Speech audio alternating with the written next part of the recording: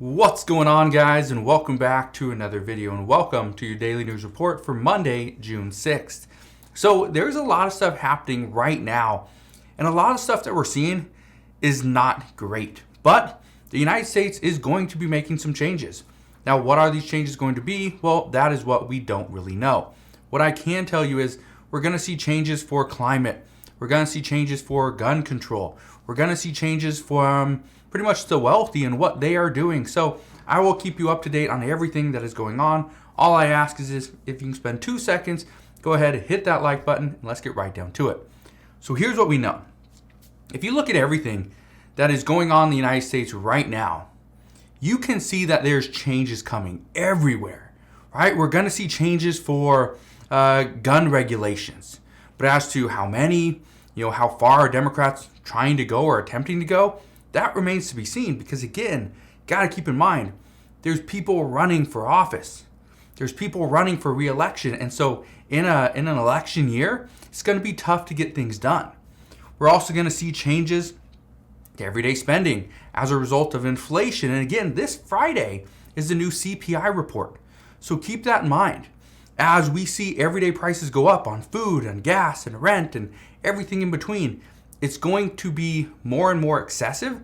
Some people are going to stop paying for certain luxuries, like food. Again, you're thinking, food isn't luxury. To some people, it is. We're also going to see changes in regards to how the U.S. handles ourselves with other countries. We know this. For instance, the U.S. is still considering lifting some Chinese tariffs. Now, we are seeing many economists across the world worry that our supply chain will not go back to normal anytime soon. Here in the US, we're struggling. Some are even saying that conflicts that we are now facing could go deeper than once expected. Even the chief economist for Citi Research said this. Listen to this. Bottom line, we find that supply chain pressures have proved to be more persistent and apparently deep-rooted than we had expected even a few months ago. So they're saying it's worse. Our supply chain is worse. Some of these pressures are going to be more persistent and they're deeper rooted. That's not good.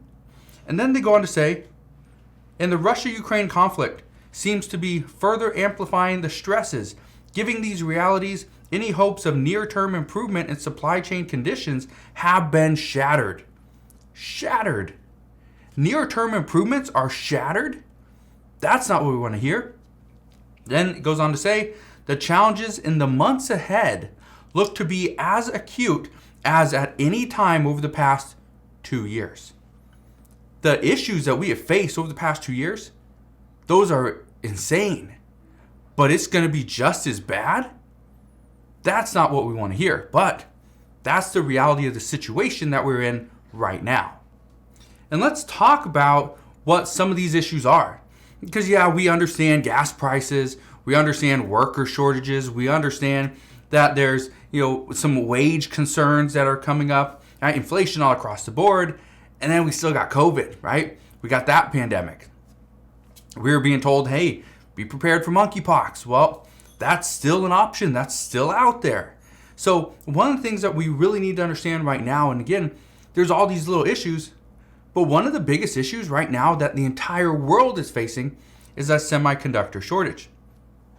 And according to Intel's CEO, he says, we are about halfway through the chip shortage. Halfway. We've been going through this chip shortage about 2 years.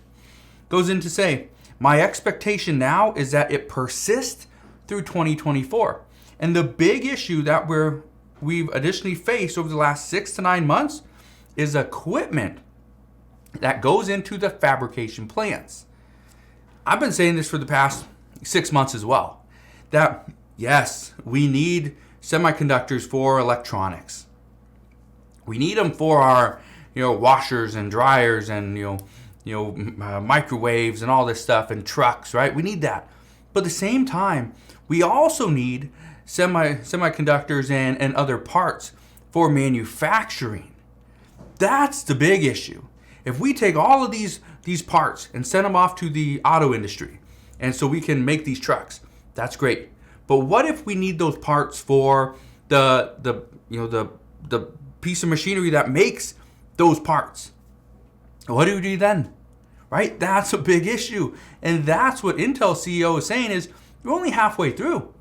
We got almost another 2 years left before we will even be out of this pretty much predicament that we're in. So again, it's not great news. But let's talk about another thing the United States is looking at. Right now, the U.S. is considering lifting tariffs on China. Now, according to multiple House officials, they say that this has been considered for quite some time, and it would actually lower the cost of many products, which it would. That's a fact. It would actually lower the cost. Here's the problem. By lowering the cost of the goods coming into the United States, guess what? More people are going to buy Chinese goods. So guess what happens? China makes more products. They make more money, make more products, make more money, make more products. Guess what happens to manufacturers here in the U.S.? They stop selling products. It goes down. Well, this is just part of the issue. So not only are we going to be more reliant on China, we are actually contributing to their economy because why not? Right? We've been struggling for the past 2 years, and people were saying it's China's fault. Well, now we're just going to reward them with, hey, let's remove these tariffs. And if that wasn't enough, earlier on today, President Biden made an announcement, and he declared a 24-month tariff exemption for solar panels from countries like Cambodia, Malaysia, Thailand, and Vietnam. Now, currently, there is a shortage of solar panels here in the United States. This is a result of having companies, they have to keep money in reserves in order to pay for tariffs. So they're not able to take that money and use it for production. So this change is actually going to allow companies to use the funds for production and manufacturing as opposed to fees. Well, President Biden said today that he was invoking the Defense Production Act in order to help with this issue. Well, here's what I can tell you. This is just another thing that's going to really help out Chinese companies because they are going to get rewarded by making some of these products. Again, we're helping out China. That's a huge issue because what many people have said is we have to make our own products. We have to bring everything here into the U.S. But what we're seeing is no, because we're going more green, this is what we're going to see. We're going to be seeing more money flowing to China and Chinese companies as opposed to staying right here in the United States. But let me know your thoughts on that. Do you think this is a good idea or do you think this is a bad move? And so let's talk about one of the other things. This is gun control. Because we are seeing more and more discussions on gun control. According to reports, 44% of Republican voters believe that mass shootings are something that we have to learn to accept because this is part of a free society. Well, the majority of Democrats say that no, mass shootings are completely preventable if we really tried. Well, over the weekend, we saw some more mass shootings. These shootings actually killed 12 additional people and injured about 38 more. Now you're probably thinking, there's more shootings that are occurring now than in the past few months, 6 months, even past year. But this really actually isn't true. What we're actually seeing is mainstream media is talking more about violence. They're talking about different places and shootings and people and all this stuff because guess what? That's what's on the American people's mind. That's what we are wanting to know more about. So guess what? They talk more about shootings. It's not that we're seeing more of them. It's just now they're in the eye of the media. That's the big issue. So reports indicate that the majority of these shootings are done by people between ages of 18 and 21. Now, even though the weapon of choice is not an AR-15, many lawmakers are using that one weapon and calling that weapon the bad guy. Not the person that pulls the trigger, not the person that is bringing the weapons in, right? They're calling the weapon the bad guy. Well, according to most lawmakers, an AR-15 stands for assault rifle, when actually it doesn't. It stands for Armalite rifle.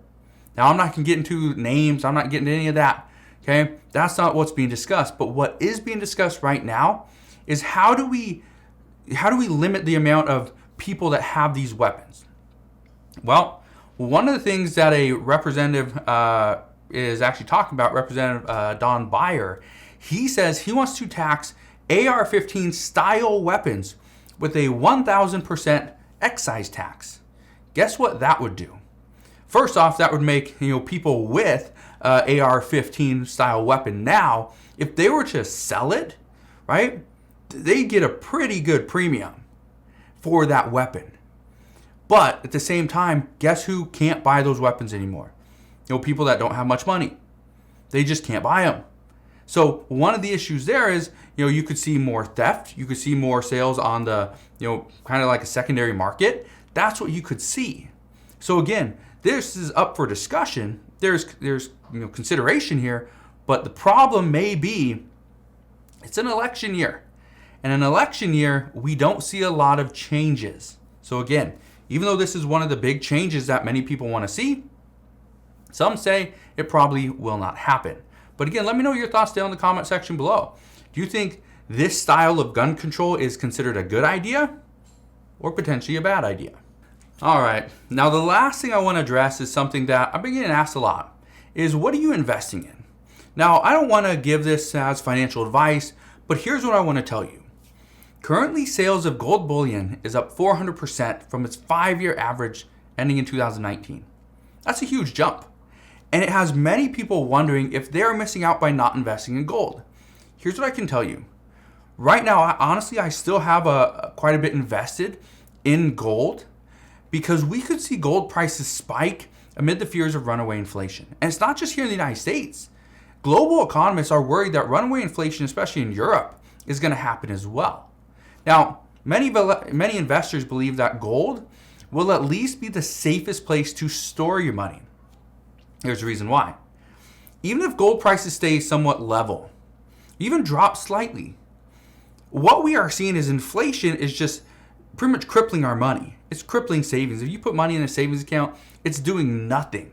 You're actually losing money because inflation at 8.3%, and again, the new CPI report comes out on Friday, but if inflation's at 8.5%, or 8.3%, you're not making that up. Okay? You're not making up the difference by putting your money in a savings account and just storing it. But if you were sticking into gold, there's the potential that it could actually go up, or you would just lose a little bit less money.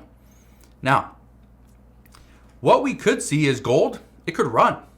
If prices continue to stay elevated, if inflation's up at 8% or even 7% for a little while, we could see gold prices run. And not only that, but the amount of money that right now the United States has printed over the past 2 years, and even other countries as well, the purchasing power of many currencies has been completely destroyed. And one of the things that we continue to see during tough times, during hard times, is gold goes up in value. Look at 2000, the dot-com bubble. Look at 2006, where it really ran, right? In 2007, 8, 9, 10. Look at those years. So let me ask you this. Do you think the next year is going to be good or bad? If it's going to be a good year, maybe gold isn't what you invest in. If it's going to be a bad year, maybe that's something that you consider. Now, again, I only bring this up because a handful of you have asked, am I investing into stocks or am I saving money? And the answer is a little more complex than that. I am saving money, but the majority of the money that I'm saving is going right back into my business. That's where I'm storing it. I'm still investing into certain stocks that I have some really strong convictions in, but that's it. And then I'm investing the rest into gold, which is probably only about 5% of my portfolio.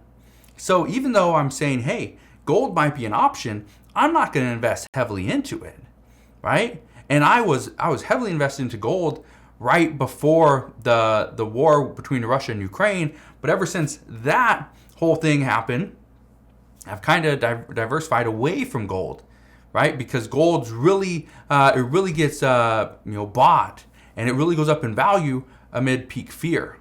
And so that was the big fear.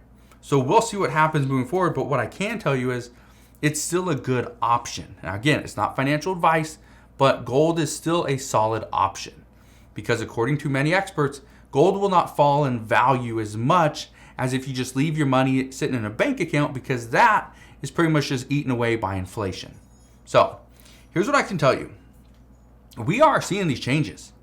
people are changing the way they invest, the way they spend money. The United States is changing the way that we help certain countries, whether it's with oil and gas and military equipment like we're doing in Ukraine, or it's more, hey, let's just help you by let's pull these tariffs.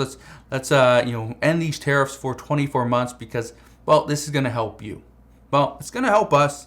It's going to help you, and it's also going to help China. So that's what we know at this time. Again, things are changing. And as these things are changing, I promise I will be here every step of the way. Again, just want to thank you guys for watching. Have a wonderful rest of your day. Consider subscribing, and I'll see you guys on the next one.